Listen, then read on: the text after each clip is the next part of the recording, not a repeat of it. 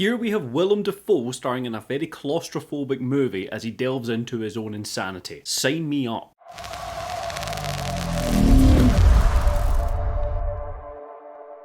Inside. This is one that I seen a while ago and I knew I just had to watch it. It ticked quite a few boxes for me. Number one, you've got Willem Dafoe in the lead role and I cannot get enough of him. He just excels and understands the assignment in like every movie he ever does. And number two, if you've hung about this channel for a while, you're going to know that I absolutely love a claustrophobic movie. It doesn't necessarily have to be like one small confined place, but you know those ones where you've got your lead, they're stuck in an environment and they just have to survive or escape. Or both in this case. And those are the movies I will always gravitate towards because the writers have to do something with it. If somebody's just stuck in a room for an hour and a half, it's going to be boring. So they have to add a new layer to it and make it original. It's one of the most forced ways to really put your spin on a movie, I feel. So what is happening in Inside? Willem Dafoe plays Nemo. He is an art thief and the movie opens on his narration talking about art and talking about what he wanted to do with it as a child. As he's speaking, we're seeing the shots in the setup. He is about to enter a very expensive apartment to steal some very pricey art. We don't see the other people he's working with, but we hear a couple of voices on the radio. As you can imagine, things go a little bit wrong for him, and because the alarm system malfunctioned and that's what's trapped him in here, these two guys on the radio just fucking dip. Come in, number 3, come in! I don't know what to do, man. System malfunction. I'm sorry, you're on your own. Come in! Over and out. They leave Nemo on his own to just deal with the situation. This all takes place within the opening minutes of the movie, so the setup does not take long at all, and very quickly we are just watching now Willem Dafoe descend into insanity whilst trying to survive and escape this apartment. I've got the Pritzker Prize.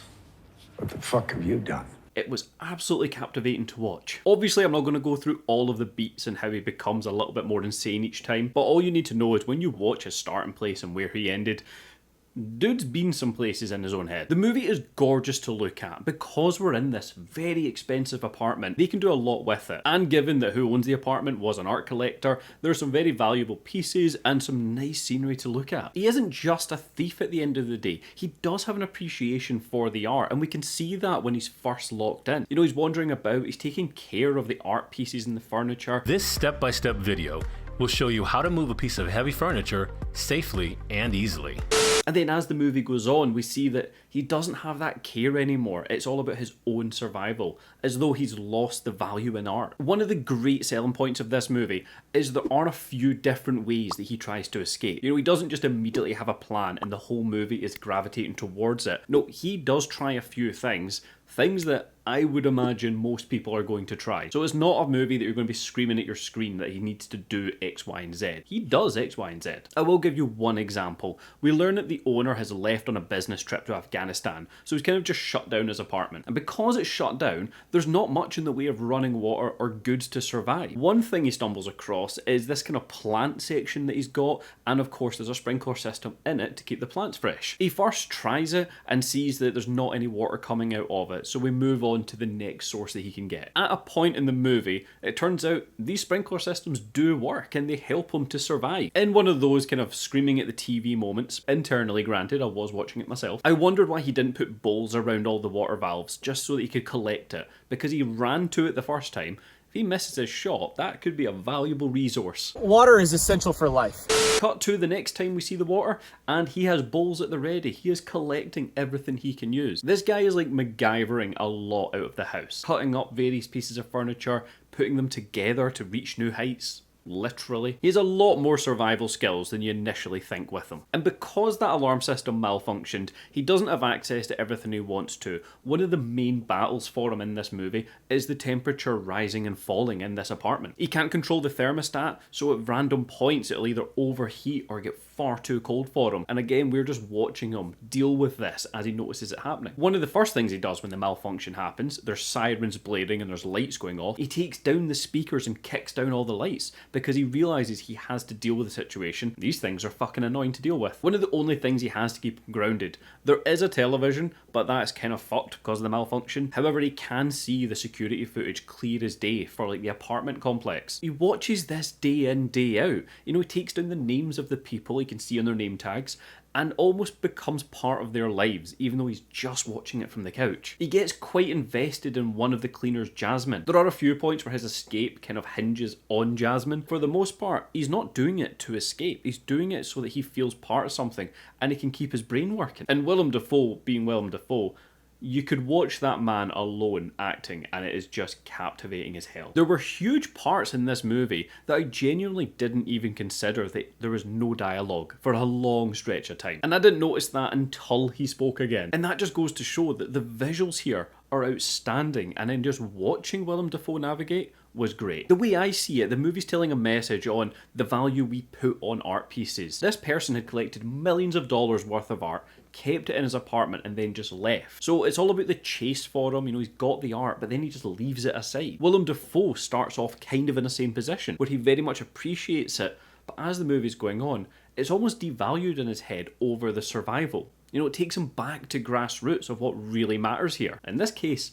getting out alive. And that is a little bit ironic for this movie, given that the movie looks very artistic. Like, it looks gorgeous. But it's not a criticism, I fully get the message. Now, I don't see this as a negative, but the movie is slow. Because of those big stretches without dialogue, because you're just watching one person try and survive, you of course are going to come across these chasms of just watching something unfold on screen, but yet you cannot look away. And as he's delving into insanity, it's not just because he's locked within an apartment. I mean, he is there for a long time. It's also because he's malnourished. Tonight we're going to be preparing a quite simple but quite delicious pasta dish. It's not purely down to his mental health. He's clearly struggling to eat and drink and make it through these days that he doesn't know how long he's got. He makes it as much a home for himself as he does somewhere that he wants to escape from. It's almost like building a house in the nether. You'd realise the necessity for it for survival, but you don't fucking want to be there for a long time.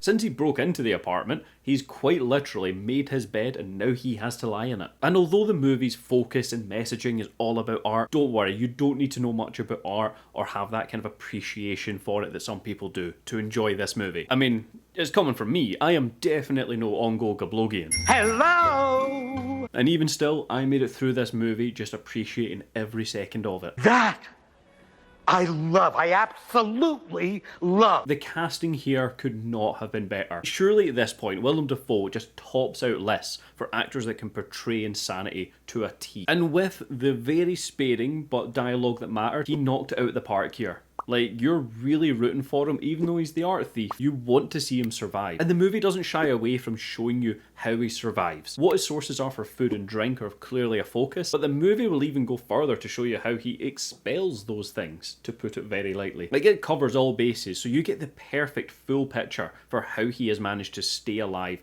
and stay afloat within this apartment. So look, with all that being said, where would I be putting Inside? If you enjoy these claustrophobic kind of survival / madness movies, change your plans for this movie. I could not recommend it enough to somebody that is going to enjoy these films that, yes, they may be a little bit slower, but you're invested in watching someone come out the other side. There are very few in the way of cast, like you've got people on the radios at the start and on the security footage throughout the movie, but let's be real, you're watching Willem Dafoe for about 95% of this movie, and then hearing him talk for maybe like 10% of the movie. He is just that good in this position.